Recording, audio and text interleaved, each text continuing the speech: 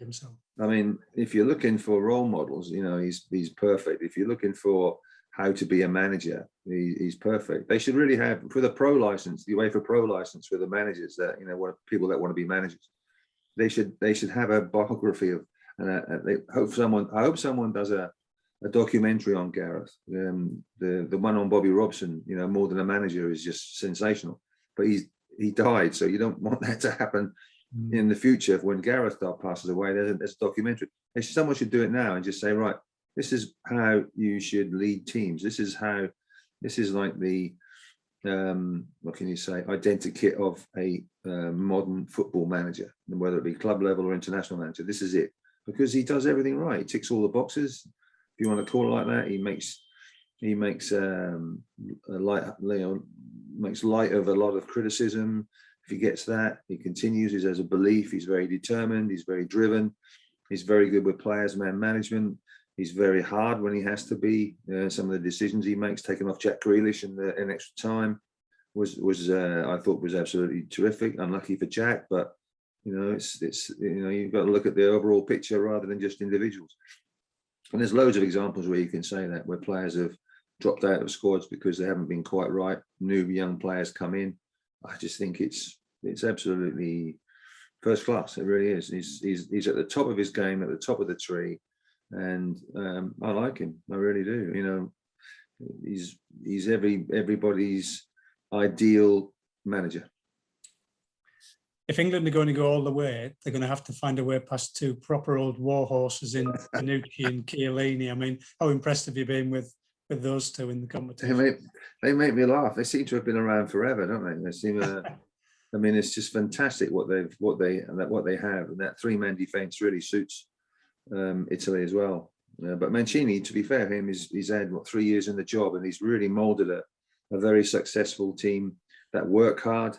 They work hard for each other. They've got energy, athleticism, skill, but they have a backbone of those two, Bonucci and Chiellini, at the back that everybody looks to. They're like the bouncers of the team. They're like the ones that, you know, like deny entry to a lot of strikers, and you're not coming in here, pal, and all that sort of thing. But when you look at them, they look Roman, don't they? They look very, you know, you can just imagine them with the shield and the gladius, you know, just ready to die for their country, and that's what they do. And I think if you're looking at, you know, I say about Gareth being, you know, the identikit of a top manager, I mean, you look at these two, you say they're the perfect identikit of a centre half and what they should be. Yeah, I did enjoy it, and I still feel it now. I still feel very emotional. I felt that my first reaction was joy, but then it was like a wave of emotion, because having played for England and captain England in a World Cup semi-final and not made it, you know, the hand of God in '86, and you know, you can go on and on and on. You know, we've tried and failed to get there, and now these guys have got there, and it is, you know, redemption for Gareth, obviously, Gareth Southgate, but for us, it's such a pleasing feeling, such a how can I say, a confirmation of we are a good football team. This is a great country. We do love football. You know, we invented the game, and etc. etc.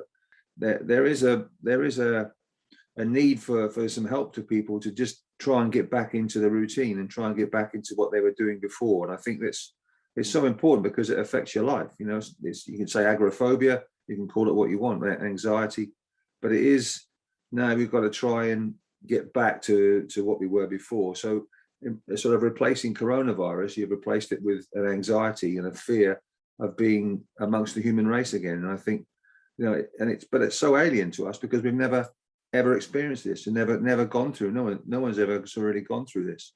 My son was very cautious about moving amongst people, obviously with PTSD, and wasn't coronavirus then, thankfully. I don't know how he'd have gotten in that. I just do not know. I dread to think. To see someone shun human company, to shun doing all the things that he loved to do, was really heartbreaking, and it was very difficult at times, and you had to go with the flow and had to respect his decision. So it was seeing someone like that, obviously for a different reason, but seeing what it could do to people was, you know, that's not who we are. That's not what we are as a race, as a species.